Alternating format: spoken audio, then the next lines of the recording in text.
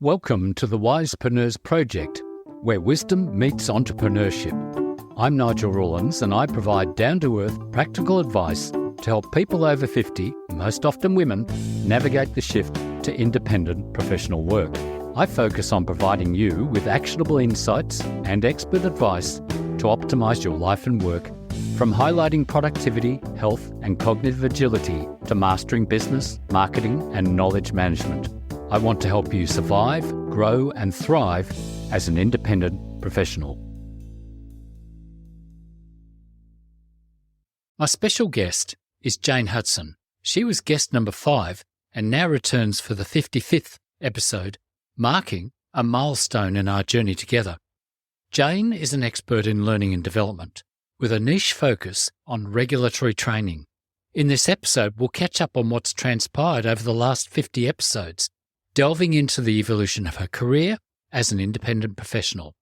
We'll explore the intricacies of how she manages her business, the projects that she's currently working on, and her tips on running a successful L&D consultancy. Whether you're an aspiring entrepreneur or you're already a professional in the learning and development field or any other field, Jane's insight on self-employment, remote team management, and effective pricing strategies will offer some practical guidance and inspiration.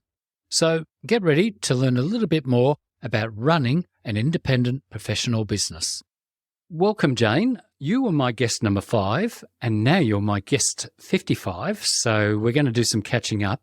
Jane, can you tell us something about yourself and where you're from? Okay, so I work as a learning and development consultant, and my background, my first career was a professional freelancing musician in Sydney.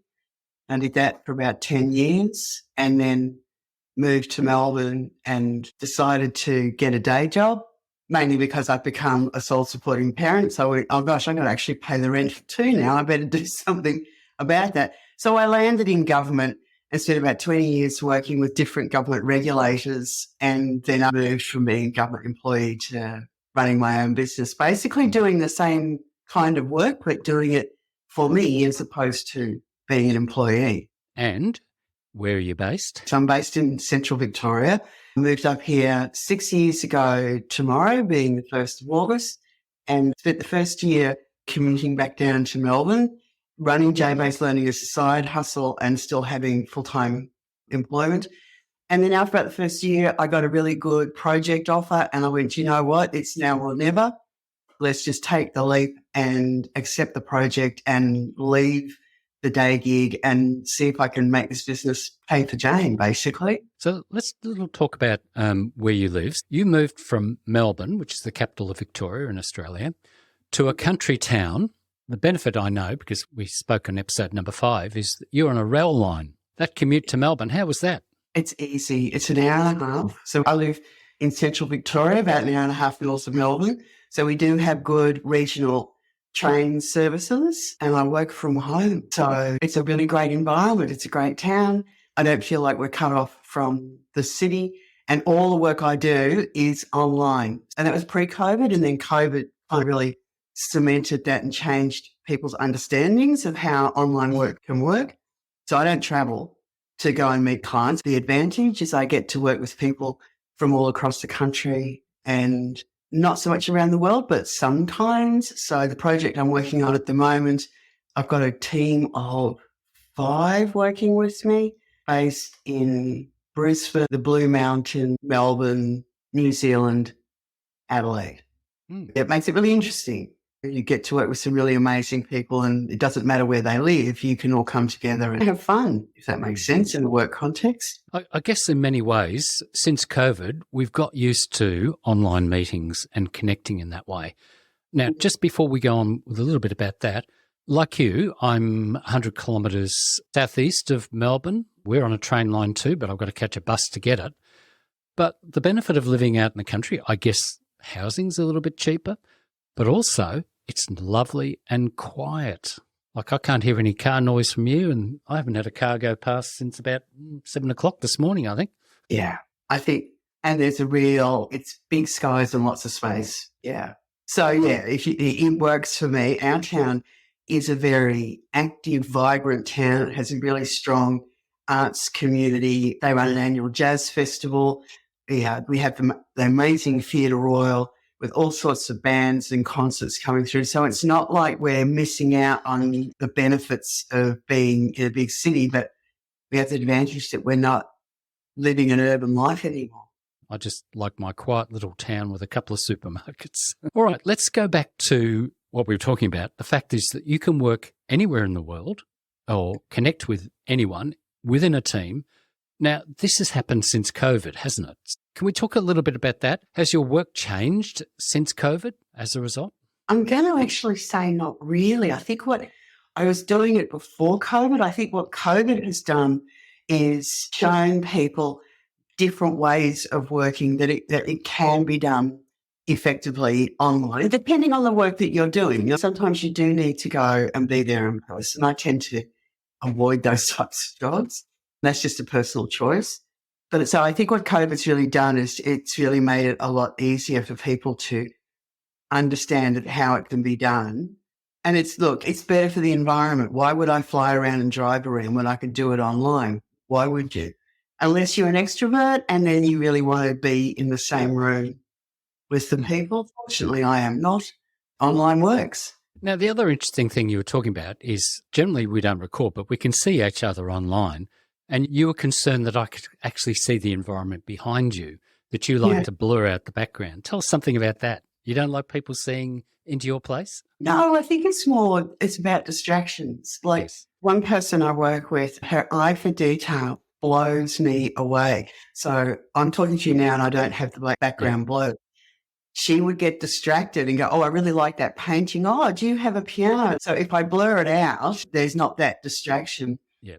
And it's a weird thing to say, but it depends how well I know people, whether I feel I want to blur the background or not. Yeah, it's a bit of a privacy thing around, look, if you're new to me, if you're a stranger, it's a professional relationship, but you don't need to see the pile of washing on the couch that needs folding or whatever it happens to be. One of the things about that, though, is you do get to see the whole person, whereas that's the danger of just meeting online is if you just see the person, you don't see anything about their life. Like I don't hide mine, but I do keep it really tidy. So it's interesting about getting to know the person because I take your point, but if I was meeting with you physically, you wouldn't see my home and I wouldn't see yours. We would be in our business setting, focusing on the business stuff we're doing, trying to act professional and generally failing, but giving it a go.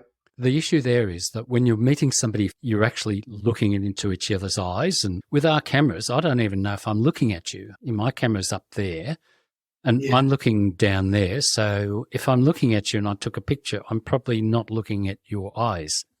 So that's the difference. You can get cameras now that it's like I'm looking into your eyes. But I don't know how that affects our communication. We're not actually looking into each other's eyes as we talk, like we would if we met. Yeah, it's an interesting one. I don't know. Yeah, I do know that I'm much more conscious as I've been doing more and more of these online meetings. I'm much more conscious of if I'm willing to talk to you, like I actually want to make a point to you directly, look in your eyes, I'll look at the camera because I figured that's how I'm looking into your eyes. Do you know what I mean? Yeah, I've had to work on that. There are cameras now that are at eye level and looks like you're looking at you. And there's also software that makes your eyes look like you're looking at you. All right, let's go into L&D, learning and development. You've probably been in the learning and development field for quite a number of years. How do you think it's developing? What are your thoughts about learning and development today? There's the technology side, of course, a lot more e-learning, a lot more online workshops. And that also was another impact of COVID where companies really had to pivot how they were supporting their staff's capability with learning and development because they couldn't run in-person workshops and things like that. What I'm noticing, which I think is quite interesting, is now that COVID has passed, I'm working with a client and they said, we want e-learning modules, we want online workshops. So okay, cool, we can do that. And it's it's a big project. It's a 12-month project. And over the time, they've shifted. They go, we don't want the workshops to be online anymore. We want them to be face-to-face. Everybody's crying out for the face-to-face experience again, which I thought was super interesting just because they're a national organisation and they have an office in every capital city and territory. in the country. So that means they have 10 offices around the country, and they actually see the benefit in flying trainers to the local office to run training face-to-face, which technically is going to cost a lot more than if they ran it online. But they're saying the benefits of that extra cost of flights, accommodation, the time it takes a trainer to travel, they still think that is going to give them a good return with their learning development. So they'll do them face-to-face. They'll run them. I'm just designing it and I give it to them. But I thought that was interesting, even though online's great and it's really opened up all sorts of opportunities like we talked about earlier. You can work with people from all around the country or internationally. At the end of the day, humans are still just humans. People like to be in the same room together. It creates a whole different feel and energy and connection. Yeah. Oh, it's definitely an energetic thing. So let's just go into that a little bit. How do you design for a live session now as against for the online one? So for the online one, I guess you would have designed everything just to run, whereas a live one be quite different. What's the difference in design for those two? Activities and timing is really key difference. So your learning outcomes don't change. You still know what you need to achieve. If you run a workshop online, you need to treat time differently. Online learning is a much more intense experience. So you generally make the workshop sessions a bit shorter. You have much more flexibility. You can actually get people physically standing up and moving around and moving into groups and working on whiteboards and flip charts and having conversations. And it's really different. Like in online, what can you do? A breakout room. So you send them off to do small group activities in a breakout room. Most of the technologies like whiteboards and Miro boards and things, I work with government. Government can't access any of those extra technologies. They're restricted to MS Teams, which is really limited. So we are very narrow in what you can do in an online workshop for the activities. But face-to-face, it feels like you can be more adventurous and have more options for how people learn and what you get them to do. That's really quite interesting, because one of the issues about learning that I understand is you can do an online course and do a quiz and you can tick the box and you can assume you've got some competency. But the issue is, can you actually do that, which is capability?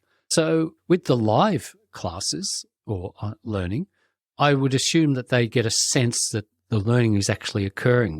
We can only do a tick the box when it's online. And I've done online learning before, and if I can't remember something, I'll go back or I'll take copious notes so I can tick the box. What about recall then? You following that in terms of, is one better than the other, do you think? I think with online learning, the risk is exactly what you described. It can be quite easy to skate through, make sure you ticked all the boxes and potentially be more focused on getting that piece of paper at the end, like a credential. Oh, I did this. I can put it on my LinkedIn profile. I can put it in my resume. So there's more risk, I think, of that sort of approach happening when people are doing online learning, also known as self-directed learning. So they don't have a facilitator or anyone supporting them. But outside of that, for either option, whether you're online or face-to-face, there's always a challenge about, you asked about recall, how the learner who's done the workshop either online or in person, they're going to take that learning and apply it in their job. And that's something that in the learning and development community, we wrestle with all the time. And for me, because I work in more organisational learning setting, I'm not just designing a workshop, it's a workshop as part of a bigger program. So one of the things we're working on at the moment, you come in, you do the e-learning module, that gives you your underpinning knowledge. There's some practice questions and scenarios, so that's useful. And then you need to come and do a half-day workshop. That's where you're going to practice and use scenarios to apply the learning. And then we connect it to their manager and team leader. And basically the manager's role is to support their staff members to take what they've learned in the e-learning module and the workshop and make sure they're applying it on the job. So support them, check, answer questions, nudge. And if it goes on too long, like they've done the training but they're not doing it in their work, you go from nudge to push to performance improvement. But that's how we address it. Yeah. So everything is in context. It's not just do this e-learning module. It's always making it link into what are you going to do with this in your job, and how will we see, or how would your manager see that you've taken that learning on board and you've made any changes and you're doing your work, in inverted commas, better, more efficiently, more confidently. And I guess we should say that your niche is regulatory learning. Is that the context we're talking about?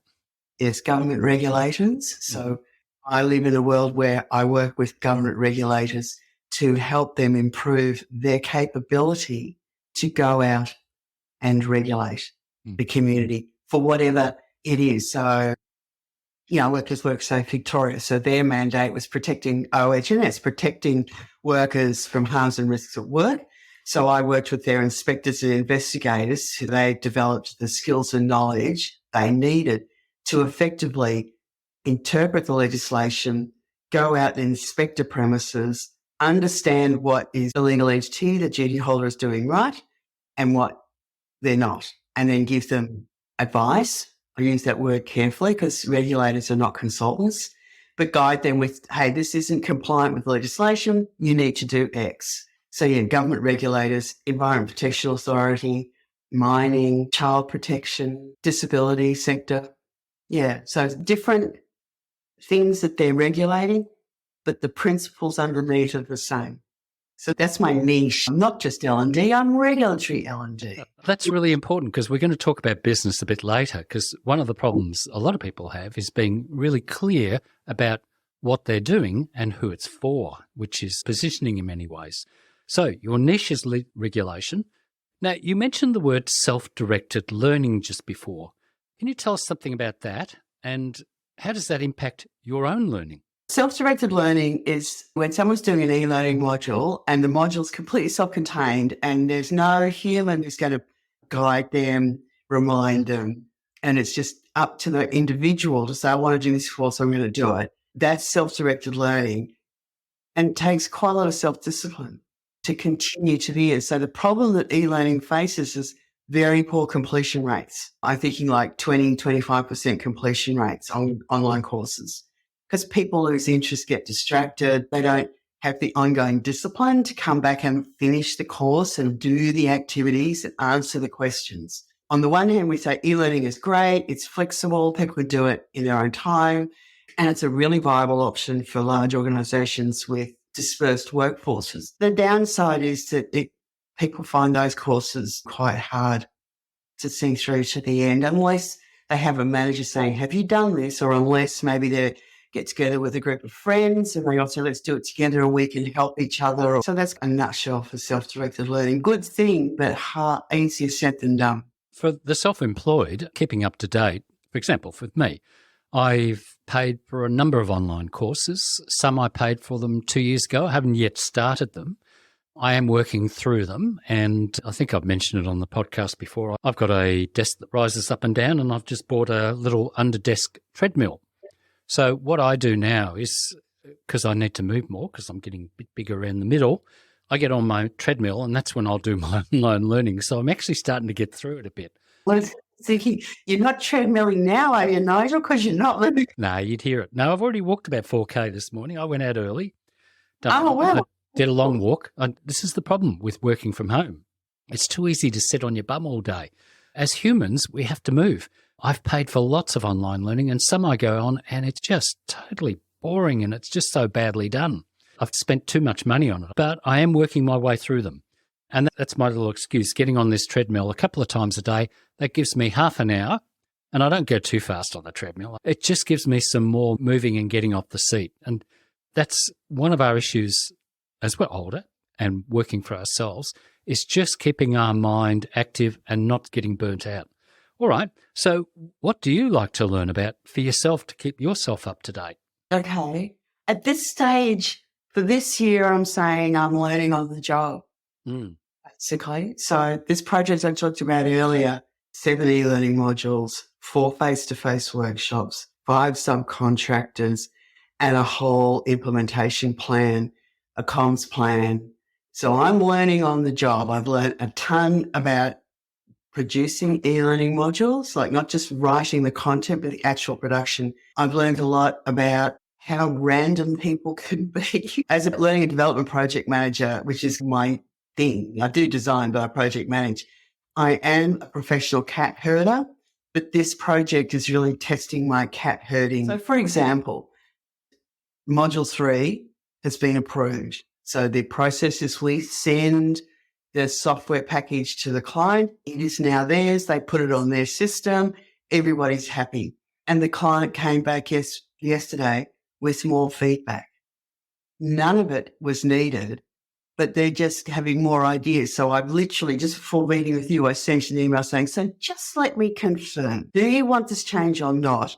We're going to have to go backwards and forwards to accommodate the change. But as I'm writing it now, I'm going, why? Why did you think this now? I wasn't expecting you, or you've signed it off. And then you go, oh, one more change. No, I don't think so. And that I've learned too. How do you politely say to a really enthusiastic leaning client, how do you politely say, do you know what? The door's shut on that one. We're finished. Move on. Outside of that, conferences, professional memberships are a useful thing. So I'm a member with Australian Institute of Training and Development and the Institute for Learning Professionals. So that keeps me in touch with just what my learning and development peers are thinking about, debating, what new trends may be coming. There's a big flurry around ChatGPT when it first really hit, and everybody said it's going to change the whole world. It's going to change what we do in learning and development. We won't need instructional designers anymore, which are all just rubbish. And people have settled down and go, it's a tool. Yes, it's useful. So that seems to have quietened off. And like I said, what I'm learning is technology is great. Online learning has its place. But at the end of the day, we're just human beings and we really like getting in a room, solving problems, basically. Well, an interesting thing you've just said is client has outsourced completely. They're getting you to project manage and you've got a team together. So they're not trying to have this in-house anymore. I do know that some organisations have in-house training and all that to try and do this. So why couldn't this organisation organise that themselves? Or is this project you've been working on so specialised that they haven't got the capability in-house? It's all of the above and some. So this particular one, they don't have internal capability and they knew that. And what I'm doing, this is where it gets awkward because I'm going to sound like, I think I'm so special. I'm not. But what I do is really quite unique. And so the person who engaged me, this is networking and marketing in action, right? The person who engaged me to do this piece of work, I was her training manager with another regulator about 7 years ago. So she reached out and said, I've just moved into this new role. We have a massive need. There's no learning and development happening for our regulatory staff. Time is of the essence. We don't have the internal capability. What could you do? So what I pitched to them, which they've accepted, and it feeds into your comment about outsourcing, it's a partnership approach. So I think of it like Star Trek. So you have the spaceship Voyager, big spaceship cruising through space. That is my client. I'm the little runabout that pulls up beside them and hooks on for 12 months. I do the build outside with them on the inside. So they also have a team on the inside. And the idea is that as we're doing this together, that's building their internal capability. And then once the project is finished, they have the ability to implement the e-learnings, the workshops, the whole internal program, and I will detach and sail off in a different direction. So it is a slightly different model. And it's the first time I've done it this way and been able to convince someone this will work, because most people will come to you and go, just do it for me. No, that won't serve you in the long term. Jane, there's a couple of things I heard in there. One is they're augmenting their team by finding you, and you're not trying to override them or run them. You've said, I'm going to collaborate with you. You're now working on a project that you're saying is 12 months long, because I was going to say, what is the process to ensure good learning and development occur? So is it normal to do a 12-month project? It's just a big one because we're implementing their entire learning and development approach and strategy at the same time. And we are doing a number of e-learning modules and workshops. But if you look at an individual e-learning module, and these are 30 to 45 minutes long, to make one of those end to end takes 4 months. It's a long process. So we start with the client provides the materials that they have available. We have a content discovery workshop with the nominated subject matter experts. And from there, the instructional designer writes an overview, like a high-level overview, how they see the module working. These are the learning outcomes. These are the topics. This is a sketch of the activities. And we get the client to sign that off. Once they've signed off the overview, we go on to write the storyboard. And that's all the detail. Every single word, interaction, image, instruction, everything goes in the storyboard. And I'm finding those storyboards are taking 10 days to write, and they're averaging around 10,000 words for a 30 to 45-minute module. Storyboard goes to the client for review and feedback. It comes back. We take in their comments. We send version 2. They sign off. Then we go into development in the software. So developer creates us 2 versions. There's alpha, which is the first version where the storyboard's been converted from the Word document into the software. That goes for checking. It comes back. We take in their feedback. Next stage is what we call beta. We're getting close to the finish now. Beta is where all the final images, interactions are all in there. They check. It comes back. Then we do the final updates and we send it to them for QA and accessibility testing. A couple of weeks after that, if they're happy, they sign off. So it's an amazing, detailed process. It goes through many hands. The client's really happy with the process. They have maximum input, co-creation. We're doing the updates and sort of guiding and controlling the direction of the module. By the time it gets finished, I've got to say, I'm lucky I've got a really good team. They look really schmick. They look really sexy. So we want them to look sexy because then people want to do it, right? Yeah. But it's a real process. So an e-learning module, 4 months. A workshop is much quicker, but probably a couple of months to write it, go through the checks and balances and get it approved. Yeah. So when you say you use software, is there particular software that you use to feed it into, or do you have to create it from scratch? No, the common e-learning software packages are either Articulate Storyline or Articulate Rise 360, which is a simpler version, or Adobe Captivate. And the client told us they wanted us to use Rise. So Rise has less functions available than Storyline. Storyline is Articulate is like the big, fancy, you can do anything you want software package.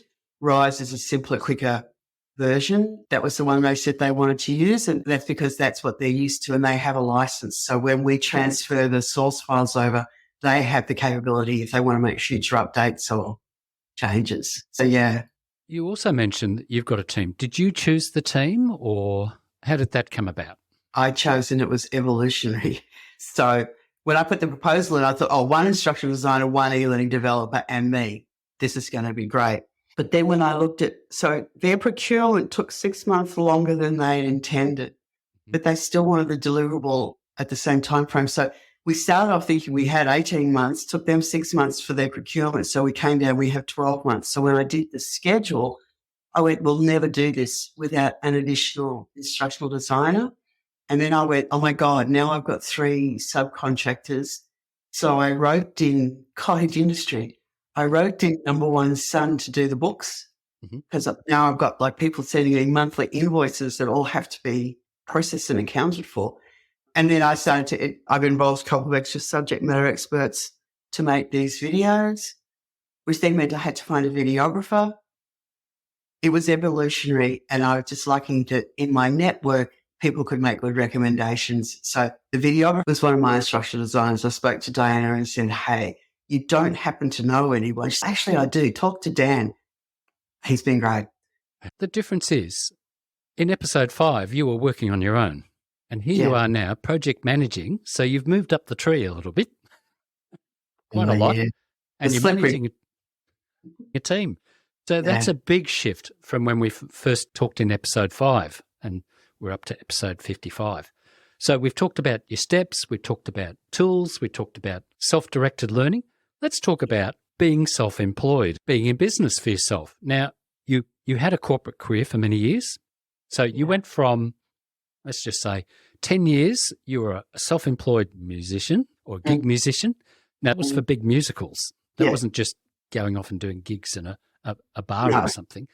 This was no pubs. And so now you're self-employed. Let's talk about, we talked a bit before we started this, that you were still working and you had a side gig. So let's talk about the evolution from the side gig through to today. Tell us about that. Okay, sure. So I did the side gig for about 5 or 6 years. And like I said earlier, I got an offer that was one of those sliding door moments. It was a project with Caterpillar.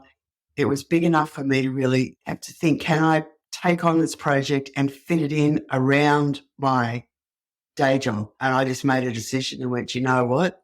I've always wanted J-based slang to become independent, like the thing that I do to generate income. I've had enough of this nonsense working as a government worker. So I just took the leap and let's do it. But I did that. I'd worked towards it for some years. So from a business perspective, I could afford to take the risk, gradually moving myself further and further out of the city to this regional area where it's cheaper to live, mortgages are not as large, the environment's fabulous, and I'm only an hour and a half from Melbourne if I have to go. So then it was just me trundling along, taking work that I could do myself. I'll take this job, I'll do it. I'll take that job, I'll do it. And it was like that until November last year, when this client that I'm working with now finally sent their request for quotes through. And I looked at the size of what they wanted. We talked and I knew, but when I saw it written down, I went, oh my God, I'm going to have to get people in to help. So I went and found this team. The difference, like I've managed people when I was in corporate world, I had teams and I managed them. And I've got to be honest, it's not something I really enjoy doing. But this time is different because they're all subcontractors, right? So we're here to do a job. We're here to be professional. They're great to collaborate with, but I don't have to performance manage. I don't have to do any of that stuff, right? There's a deliverable. We work together. We get it done. We move it on. Yeah. So it's good. I've got one who is a bit over enthusiastic. That's all good. Okay. So what have you learned about business in this time? That's a good question. Take care of it. I came to this one with a bit of a business head because I think it can be really romantic to go, oh, I'm going to be self-employed. I'm going to ditch my day job. I'm going to forge my way in the world. But there's some really practical stuff that needs to be considered. Cash flow. Have you got enough to keep you going between when your clients are going to pay you? Tax. I know these are not very interesting things. So I think it's just understanding what your obligations are, what your risk appetite is. Are you going to be a complete stress head if you finish one job and the next one hasn't turned up? Are you going to sit in your lounge room and fret about, why hasn't the phone rung? The phone hasn't rung. I don't have a job. What's going on? Can you live in that sort of more uncertain world? I'm doing that now. I've had this 12-month project, Nigel. It's August and I'm already going, oh my God, what am I going to do next year? I don't know what I'm going to do. And I have to say to myself, stop it, Jane. Sometimes you need a split personality. And I only mean that like I'm self-employed and I'm a company, but I'm self-employed. And in effect, I'm a sole trader. So I am my manager. So I get the giggles sometimes when my employee, being me, is being difficult or bolshy. And then the manager, who is also me, needs to take her employee out for lunch and go, settle petal. You've got this. It's good. You can have fun in that space. It means you're running from one side of the desk to the other, right? Jane, the manager. Now, Jane, performance improvement plan. Oh, no, what are you going to say to me? Yeah, so I think there's a real practical thing to this. So the romantic side is great, the forging your own way, being your own person, but don't forget to take care of the business side of things and be aware of what your needs are, what kind of personality you have, and whether working from home is going to suit. Are you going to get lonely, twitchy, bored, distracted? Because it does require some discipline. So I always make sure I'm in the office, which is where we are now, by about 8:30 in the morning. Not every day is like we're sitting at a desk all day, but that kind of discipline. And how are you going to make your weekends feel different? If you're working from home, living from home, how is the weekend going to feel different? It doesn't sound like a big thing, but it actually really is. Otherwise, you feel like I'm locked in this building 7 days a week working. Yeah. So one of my strategies on the weekend is I don't set the alarm. Sounds like a really simple thing, but it feels amazing if you don't wake up until 8 o'clock on a Saturday morning. Oh, It's the weekend. Look at me. Lucky you. So, yeah, look at me. I'm on a weekend. Yay. So I think be realistic and really understand what your obligations are, what insurance. I'm a company, so I have to do things like work cover that you don't get undone along the way and then having to go back to full-time employment. Yeah, would be my thoughts. One of the things I guess we need to consider there is once you've got to a certain age in Australia, you could probably retire and have your superannuation. But if you've got a bit of a brain or you're a professional in your field, you don't want to necessarily give up. So it sounds like you're still working reasonably full-time hours. I am. Are you going to back off at some stage and do less? Probably. I do think next year might be a little bit less for a while because this has been ridiculously intense. So this project I started working on at the beginning of January, and this is not about, it's not playing the martyr, but I have literally done 6 to 7 days a week since the 3rd January. Okay. So I am getting a bit tired, and I do think I want to slow it down a bit. But it depends what work comes up, interesting work with interesting people. If an interesting job turned up, I wouldn't say no. In terms, we are in an age where we could look at retiring, but what are you going to do? There's only so many overseas trips, so many gardens, so many lunches you can go out for. And you talk about keeping your brain going. This is where I think the risk is for people of our age. If we stop doing things that require us to think and solve problems and be creative. Okay, so I'll be 64 next month. I've set this up that I could potentially be doing this for another 10 years. Yep. I think that's the thing, is to work out to keep yourself intellectually engaged in the world, design the life. But one of the things we did talk about is making sure your financials are correct, that you have got a bit of a buffer. This is not something you jump out and do if you haven't got a reasonable place behind you or some sort of assets. One of the things I was going to talk about in terms of the business, now that you're running a team, that makes things quite different, doesn't it? You've actually got to get them paid because they're depending on you to put your invoices in on time and for them to get paid. So what I did, you're completely right. And that was the cash flow comment. That was the biggest risk for the project of this size and my size as a company. That was my biggest risk. So I just said to the client, you pay 25% up front, full stop. And they went, oh, okay. That put the cash flow into my business. It's like an installment.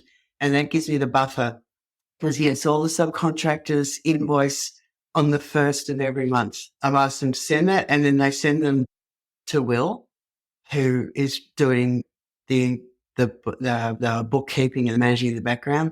He processes and checks them. So we've got a budget. He checks the number of hours we're expecting our subcontractor to spend on this piece of work. He does all that checking and then he lets me know and then I just pay everybody. But yeah, there's a process that goes into that. There's some tax implications in that space. So I asked the team that they all had to have their invoices in by the 25th of June so we could pay it out before the 30th. Otherwise, the money I'm holding to pay them looks like profit when it's not. So it's just those sorts of things you need to be more alert to. And you get lots of questions every day from all these different people. So I've tried to be quick and responsive. So if one of them comes back and says, oh, I'm not sure what to do here, or I've got this idea, we talk and we work it out so they can keep doing their work because they are subcontractors.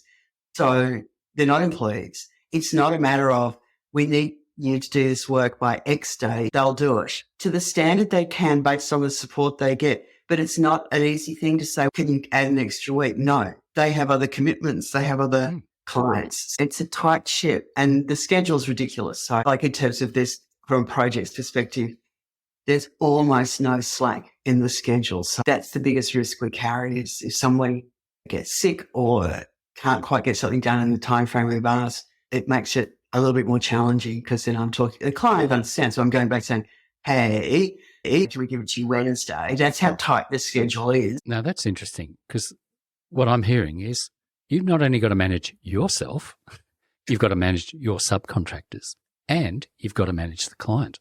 Yeah. This might be the only type of project I do. It's not the only one. Yeah. Might be the only one because, yes, it takes a lot of time and energy, but we're lucky. No, I might say lucky because there's a lot of talent that I'm working with.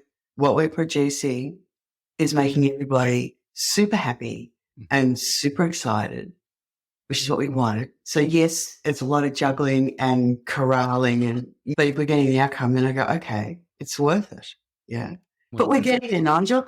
We're delivering, nothing's falling over, and we're not beating up on each other. So I figure it's a good day. The one thing I can see there, and obviously people are probably thinking about it in terms of running a business, how do you figure out how to charge for a project like that? I started with my first instructional designer, and I just asked her to give me an estimate to say, help me here. I've got to write a proposal. How long would you estimate to write a 30-minute e-learning module storyboard? Because that's what she would do. She said, I'd do an overview. That would take 2 days. I would then get that approved. I'd write the storyboard. That would take me 9 days. Okay, fine. And then I went to the e-learning developer and said, okay, so what would you be thinking? And out of all that, I just pieced it together. And then it was interesting because what you charge the client is different to what you're paying your subcontractors. So then I had to engage in that. Okay, so my subbies would charge me X, but what's my actual charge out to the client, right? Because that's where I sit. Yeah. So it was just 4 days. It took me 4 days to write this proposal and work it all out. And even now, and I know what learnings that I've had over the years, and I think all consultants have this challenge, I chronically estimate how long things will take. Yeah. This project has been okay, but if I did it again, I know where I would need to be more realistic. This will take this long and cost this much. So there's a few little cost blowouts in amongst the budget that I've just had to absorb because I miscalculated. Yeah. So if you're doing quotes, I think you and I have talked about this in the past, write it, then add 50%. You guarantee you're going to be underestimating the effort that you're going to have to make. Most people underestimate how long projects take, especially learning and development projects. Yeah. I had another client, a state-based client, write me an induction program. It's really urgent. Do it as quick as you can. But when I sat down and just did a bit of a quick reconnoitre, how did we go? On that particular project, I ended up spending twice as long as estimated. Yeah. But there's nothing you can do about that except learn from it and get better at setting expectations up front with the client about what you are there to do, how long it will take, and what you're not there to do, and how if they don't cooperate in terms of doing their role, then that cost becomes theirs. That's a wonderful conversation. At that point, we've probably been going for about an hour now, so let's start finishing up. Is there anything else you'd like to add? I don't think so. Just that I made that comment earlier, it's not for everyone. But I've got to say, if it is for you, it's fabulous. We talk about the challenges and things, but would I go back to being a worker for someone else? No, not in a million years. Hell no. Would I so I think that's just it. Don't be afraid. Just plan it, understand what the risks might be, know your target audience, and go for it. Do you know what I mean? And don't I spend a lot on overheads, so I don't have a lot of overheads. I'm not hiring a shop and don't even worry about getting into paid social media marketing or any of that stuff yet. Leverage your network and have fun. And that sounds wonderful. Jane, thank you very much. How would you like people to contact you or find you? My email address is probably a good place to start. So that's jane@jbaselearning.com.au or the website, jbaselearning.com.au, or I'm on LinkedIn. You can find me there as well. Okay. And I'll put all of that in the show notes. So thank you, Jane. It's been wonderful speaking to you again, 50 episodes later. Thanks, Nigel. Thank you for listening to the Wisepreneurs podcast. I hope you enjoyed this episode. Please consider subscribing to the podcast, and if you're feeling generous, buy me a cup of coffee to keep me going. Thank you.